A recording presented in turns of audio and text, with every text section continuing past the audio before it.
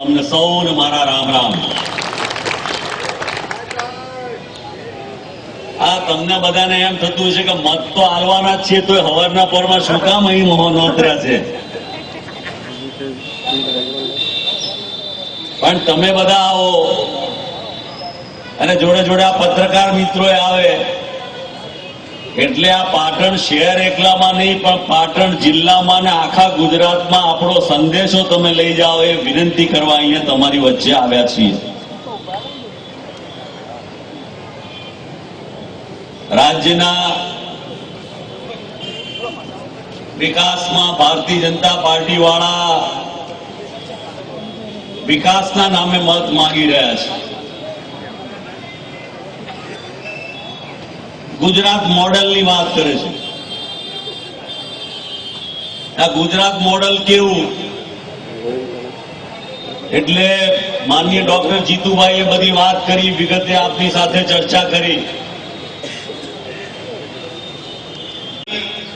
SR અને પેલા ટોરન્ટના કારખાનાઓમાં વીજળી પેદા થાય છે અને આ સરકાર આ ખાનગી કંપનીઓ પાસેથી આખા દેશમાં મોંઘામાં મોંઘી વીજળી લે છે અને એ મોંઘામાં મોંઘી વીજળી આપણને મોંઘા ભાવે વેચે છે, કમિશન ખાઈને નફો લઈને વેચે છે। જે વીજળીનું ઉત્પાદન થયું આ રાજ્યની વીજળી બીજા રાજ્યને વેચી દે છે। જો બીજા રાજ્યને વીજળી વેચી ના દે તો ગુજરાતના ખેડૂતને 16 નહીં પણ 18 કલાક વીજળી મળી શકે એટલી વીજળી અહીંયા પેદા થાય છે। હમણાં થોડા વખત પહેલા આ જગદીશભાઈ અને બધા આગેવાનો અમે પાટણ જિલ્લામાં નીકળ્યા હતા, અનાવૃષ્ટિ થઈ હતી ત્યારે પીવાનું પાણી ના મળે। ગામડે ગયા તો લોકો એમ કે આ બાળકોને 6 દાડા સુધી નવડાયા નથી અને કેટલીક જગ્યાએ તો મરેલા ઢોર અને મરેલા ઢોરની સાથે એવું ગંદુ પીવાનું પાણી પીવા મળે અને તેમ છતાં એમ કહેવામાં આવે કે આ પાટણ જિલ્લામાં તો અમે બધી જુદી જુદી પાણી પુરવઠાની યોજનાઓ કરી છે અને એના દ્વારા અમે પીવાનું પાણી પૂરું પાડીએ છીએ અને ગુજરાતમાંથી ટેન્કર રાજ ગયું।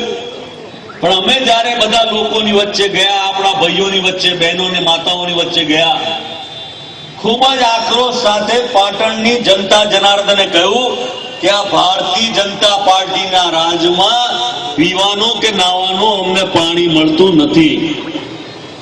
પણ જેવો અમે પ્રવાસ કર્યો એટલે પેલા અધિકારી જાગ્યા અને આનંદીબેનને થયું કે આ મારી પોલ ખુલી ગઈ છે એટલે તાત્કાલિક ધોરણે એમણે પેલા પીવાના પાણીની વાત કરી। હમણાં અતિવૃષ્ટિ થઈ, વરસાદ પડ્યો પાટણ જિલ્લામાં અને બનાસકાંઠા જિલ્લામાં। હું અને શંકરસિંહજી બાપુ રાધનપુર આવ્યા। રાધનપુર આવીને આ વિસ્તારનો પ્રવાસ કર્યો, બધા લોકોને મળ્યા। પારાવાર કરોડો રૂપિયાનું નુકસાન થયું, લોકોની ઘરવખરી તણાઈ ગઈ। ભાઈ જોઈતાભાઈ અને બીજા આગેવાનોએ કહ્યું કે આ અમારી કેવી કારમી પરિસ્થિતિ છે।